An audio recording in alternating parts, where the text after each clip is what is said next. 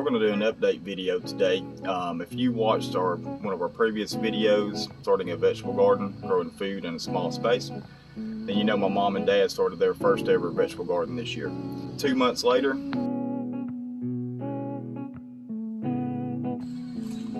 what you doing over there, Papa? Picking beans. It's like you're sweating. That I am.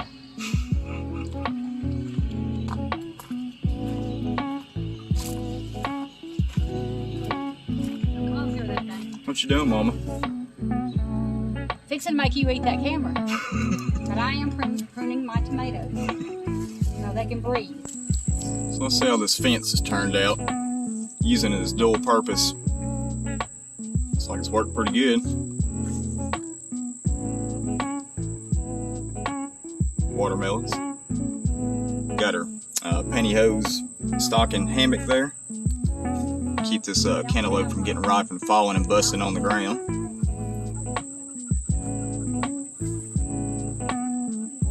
Look at that big old guy.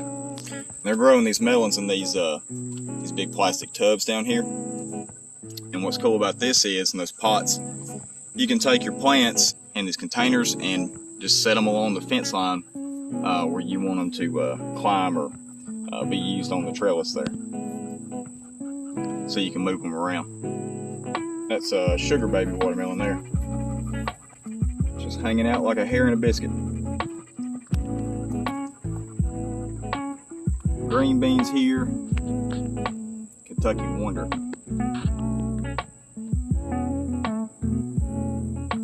So there's your Alabama black-eyed butter bean.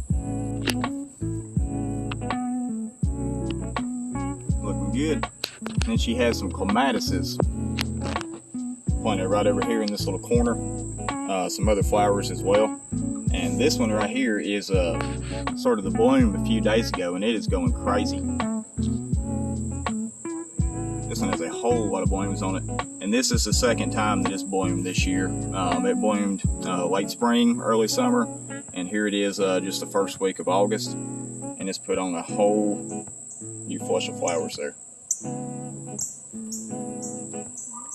So that's a cow horn pepper. Which pepper have y'all picked the most off of? Probably that cow horn?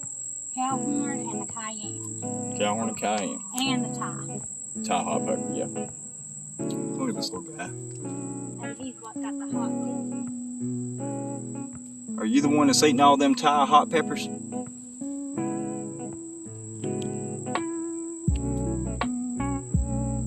Yeah, you think you're sneaky, don't you?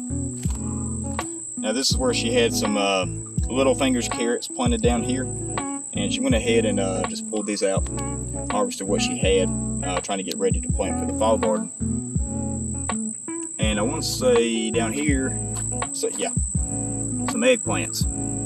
So we'll see if they have time to do anything this year. They were planted pretty late in the season, but we shall see. Go figure, another yellow pear. One of Dad's 15 yellow pear tomatoes that he planted this year.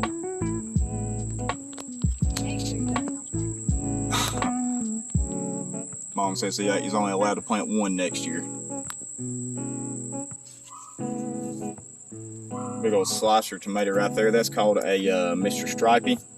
And if I'm not mistaken, her biggest tomato yet has been the Mr. Stripey when it's harvested ripe. Is that right? Yes.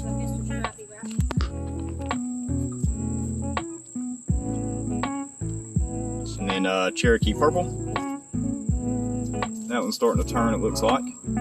If you've never grown a Cherokee Purple, not only does it taste delicious, but it's actually it's really pretty the way that it ripens.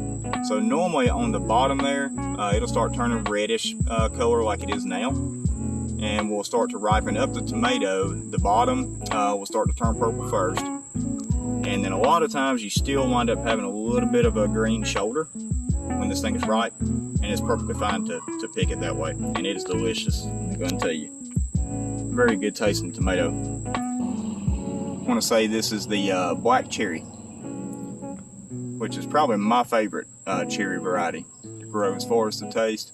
And it actually does really good in our climate with the heat and the humidity and all the rain that we have. But it produces a lot. Now this arch trellis, the cucumbers are growing on. Now when they did it like this, part of the expectation or hope, I guess I should say, was it'll also give them a little bit of shade because it's been hot here.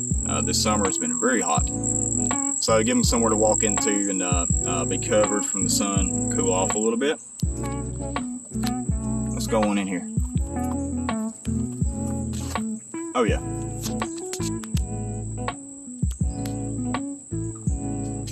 Good bit of shade.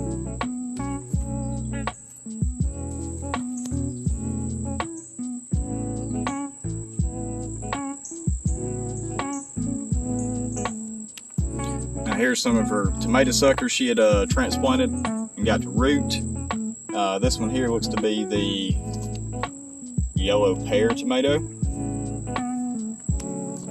And now what she's got here for a stake, that's actually a cut off sunflower stalk.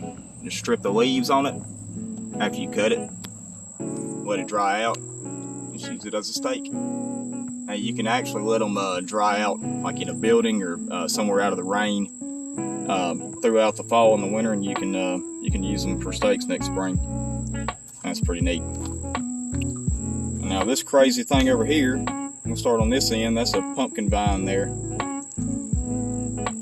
And this thing has went nuts. And all the way over there.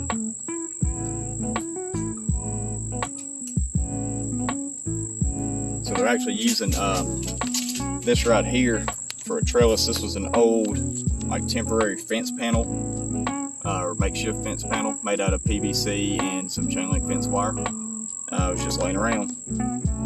Leaned it up against the side of the house, and this pumpkin vine mostly has run up this. Some of it has run off into its own direction, but that's a good idea. Lime green zinnias, silver queen corn, and they went ahead and harvested what they had and cut it off at the soil line, pulled it out, trying to get it ready for fall crops. And then the other side over here is their okra. So cleansed and spineless, and I think there's a few heavy hitters maybe in here. Or a lot of heavy hitters, she says. But it was the hot weather, and it's just now really starting to come on. I think she's already picked what she had today. This thing about okra, the hotter it is, the more it's going to produce cucumbers. And I'm going to go ahead and tell you, because I've seen it, these cucumbers for them this year went absolutely nuts. Cucumbers normally produce more than what you want, but these here, I mean, just went crazy. Produced a whole lot of cucumbers. I think she's actually sick of cucumbers. And this is a Parks Whopper tomato here. Sun Sugar, and these have produced a lot of tomatoes too. And then a yellow pear tomato over here.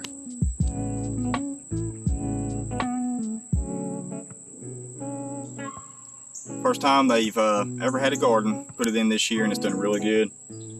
Even being in a small space, they're able to grow a lot of food here. And even starting seeds as we speak for the fall garden. So if you got a small area, don't think you can't grow food, because obviously you can.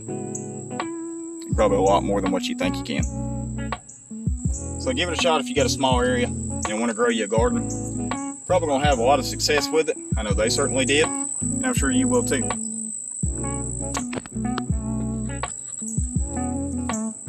So give it a shot. Alright y'all, thank you for watching. See you next time.